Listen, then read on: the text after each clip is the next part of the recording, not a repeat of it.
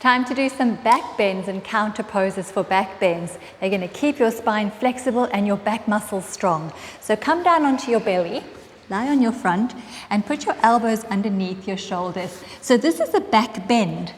It's bending our back in a curve, in a nice smooth arc, and holding this position. So press your elbows down underneath your shoulders, press your forearms down onto the floor, look forward and feel as though you're smiling with your collarbones as you look forward.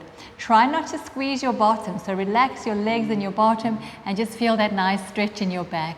We'll do about 3 more breaths here for a total of 5. 2, and 1 more. And coming down onto your tummies just for a rest here. Breathe into your belly, relax your back. If your back feels okay after that, if it doesn't feel like that was too much of a strain, you can take the next exercise, which is our Cobra. So you place your hands next to your chest and we're going to squeeze the elbows into the side of the body, looking down to begin. And as you lift your chest up using your back muscles, not your arms, you look forward or just to the top end of your mat and you hold this position.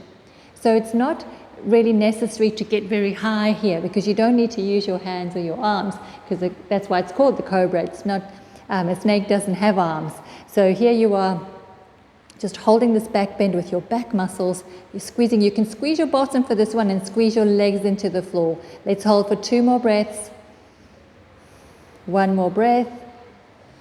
And then come down and rest on your arms again. Just relax completely.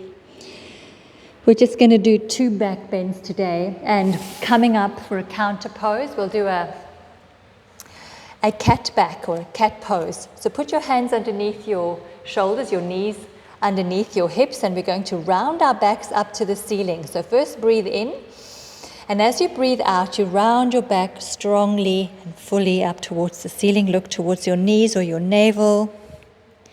And then as you breathe in, you lift your head and you lift your tail. And as you breathe out, you round your back up very strongly, curving the spine. Feel the stretch of the muscles. And as you breathe in, you come more to a neutral. We're not going to arch here. Just going to extend the back. And then we're going to round the back again for that beautiful cat stretch. It feels so good for the lower back. And then breathing in and opening wide. And then rounding your back to breathe out. And then breathe in to lift your head. We're going to do 1 more. For a total of around about 5 or more. Rounding your back, really make this last one a good strong one. Push your shins even into the floor. As you release, we're going to go straight into our last exercise, which is a child's pose. So knees together, big toes together. Push your hips back to your heels. Rest down in between those thighs with your belly and your chest. Rest your head down onto the floor and just relax here. Enjoying this child's pose, breathing into your belly. Concentrate on softening your back muscles here. So you want to keep your back muscles relaxed, your belly soft.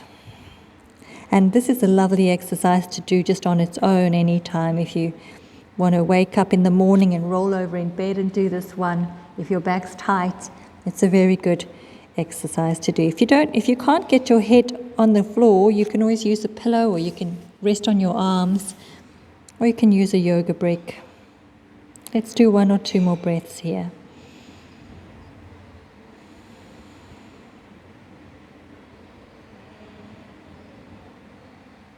That's good. When you're ready, just slowly come up from your child's pose.